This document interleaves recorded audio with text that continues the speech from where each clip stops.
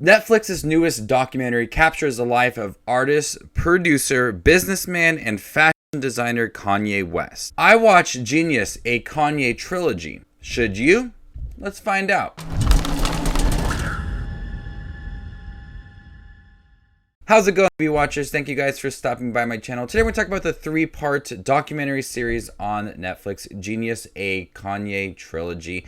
This is a documentary about Kanye West leading all the way back to like 2000 and his best friend at the time, Coodie, who captured a lot of Kanye West. And he just had this camera and filmed a lot of different things, from writing songs for Jay-Z to having his debut album, College Dropout, to a lot of the controversy moments in Kanye West's life, all the way up until him wanting to run for president. It captures it all. Each part of this movie, this documentary trilogy, is about an hour and a half long, so you get a lot of Kanye West, and you really honestly get to know him very personally. I'm a big fan of Kanye West. I have been for quite some time. I think he is a very talented artist. I like his music. His albums are great. Over the last few years, it's been a little bit different for me when it comes to Kanye West. It's just not the same Kanye. They talk a lot about that within here.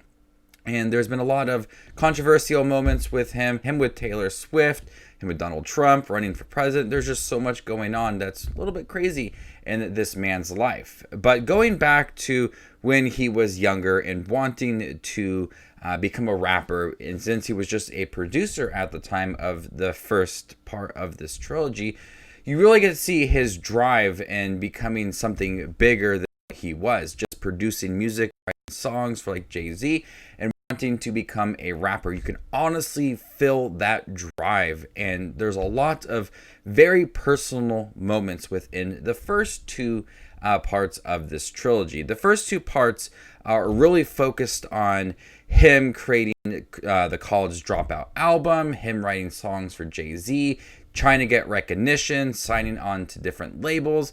It's very, very personal, and Coodie is there to really capture a lot of those moments that made him really popular. Him at the Grammys getting so many nominations, but then also you see this transition of him becoming someone else very, very slowly. A couple times within this trilogy where he mentions that he's just acting. This is not the real Kanye.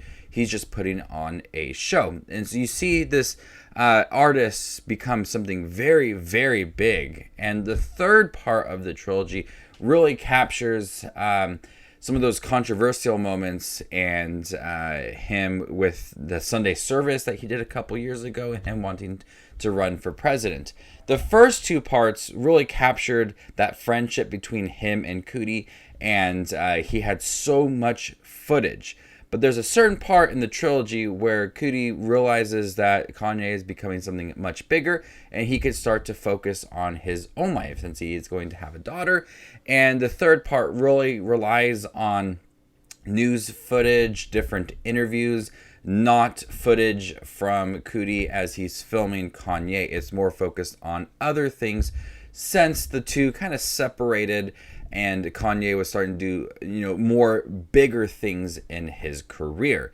And so the first two parts, you really do see that friendship that develops. This man gave up a lot to just follow Kanye, and he was friends with him, and he learned different techniques along the way, started to film other music videos for other artists, had a film that debuted at Tribeca Film Festival. And so we see this man who just gave up a lot, and he also narrated this documentary trilogy, and you just feel that very personal touch to it. But we see this man who just gave up so much, and there's many moments within here where we get to know Coodie as a person as well, and what he has given up and how he wants to do things on his own as well. So the first two parts are easily my favorite thing of the trilogy, since it really does focus on that relationship and the uprising of Kanye West and how popular he did become. And so the third part While it did add a lot of and more personal moments to Kanye, it wasn't my favorite part of the trilogy. Coodie was there to really narrate it all, but it did feel like your kind of average documentary with newsreels, different interviews, people talking about Kanye, and it seemed a little bit less of a focus on the more personal moments. And they skipped several years. They really skipped over that feud between him and Taylor Swift, the feud between him and Jay-Z, him marrying Kim Kardashian, and then it started to focus a little more on him wanting to run for president.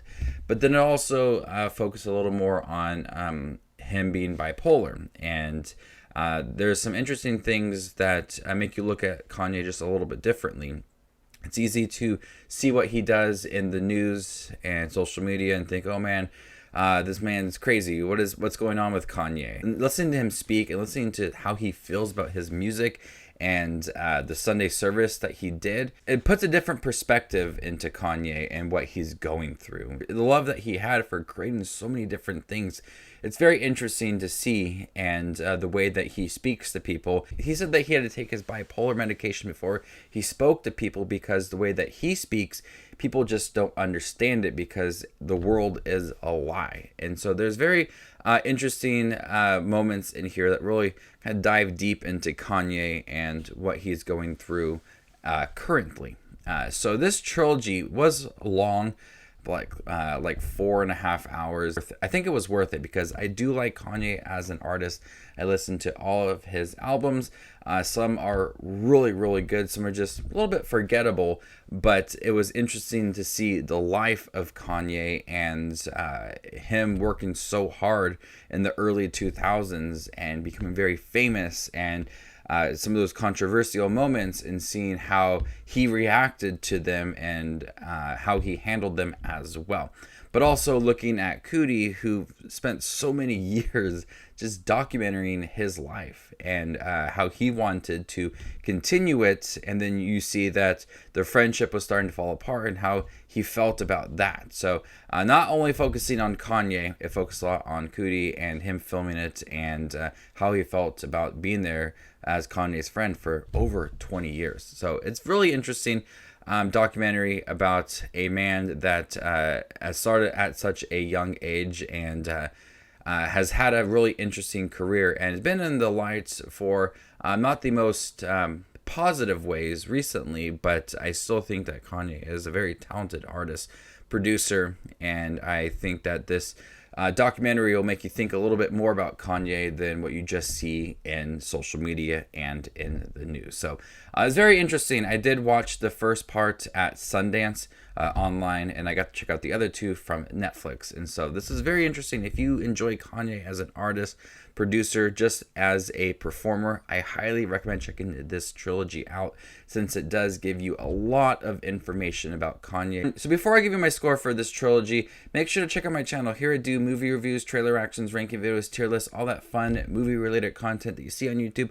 I do it all here, so hit the subscribe button to get it all in one spot.